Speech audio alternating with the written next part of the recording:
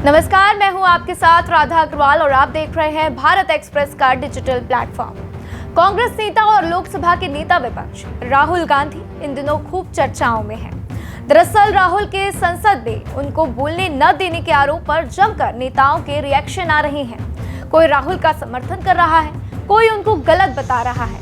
इसी कड़ी में इस मामले पर केंद्रीय गृह मंत्री अमित शाह ने भी अपनी प्रतिक्रिया दी है। शाह ने राहुल गांधी पर तीखा हमला करते हुए आरोप लगाया कि वे संसद के कामकाज को गलत तरीके से पेश कर रहे हैं। शाह ने कहा कि लोकसभा में बोलने के लिए निर्धारित समय पर राहुल गांधी वियतनाम में थे, जिससे यह साफ हो गया कि वे संसद की प्रक्रिया और कामकाज के प्रति गंभीर नहीं हैं।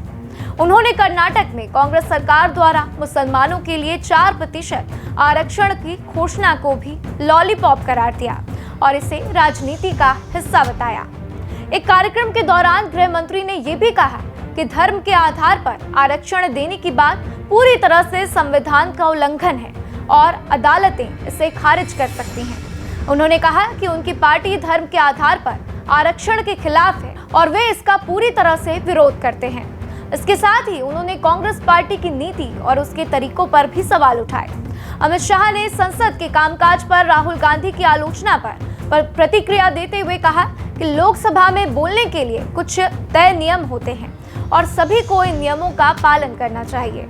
उन्होंने राहुल गांधी पर आरोप लगाया कि वे संसद में अपने मनमर्जी से बोलने की कोशिश कर रहे हैं, जबकि कामकाज का तरीका संसद के नियमों के हिसाब से तय किया जाता है।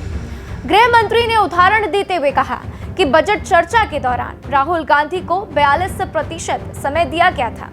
अब यह उन पर निर्भर है कि वे तय करें कि उनकी पार्टी की ओर से कौन बोलने आएगा। शाह ने यह भी कहा कि जब संसद में गंभीर चर्चा हो रही थी तो राहुल गांधी वियतनाम में थे और जब वह वापस लौटे तो उन्होंने अपनी इच्छा के अनुसार बोलने पर जोर देना शुरू कर दिया। उन्होंने ये भी साफ किया कि संसद की कार्यवाही नियमों और प्रक्रियाओं के आधार पर चलती है, न कि कांग्रेस पार्टी की तरह जिसे एक परिवार चलाता है, जहां सदस्य जब चाहे बोल सकते हैं। उन्होंने कहा कि अगर विपक्षी पार्टी के नेताओं को आपत्ति थी तो वे अपनी बात उठाते, लेकिन ये नहीं हो सकता कि किसी भी सदस्य को मनमर्जी से बोलने की इजाजत दी जाए। विपक्ष द्वारा सरकार के खिलाफ आपातकाल जैसे हालात की शिकायत पर अमित शाह ने जवाब देते हुए कहा कि यदि आपातकाल होता तो कांग्रेस के नेता जेल में होते। उन्होंने ये भी कहा कि विपक्षी दल हमेशा सरकार की आलोचना करते रहते हैं, लेकिन यदि आपातकाल की स्थिति होती तो स्थिति पूरी तरह से अलग होती। कांग्रेस की जाति आधारित गणना की मांग पर गृह मंत्री अमित शाह ने कहा कि वही पार्टी है जिसने इस तरह की कवायद का विरोध किया था। उन्होंने कांग्रेस की नीति और उसके रुख पर सवाल उठाते हुए कहा कि इस मुद्दे पर कांग्रेस का दोगला रवैया साफ दिखाई देता है।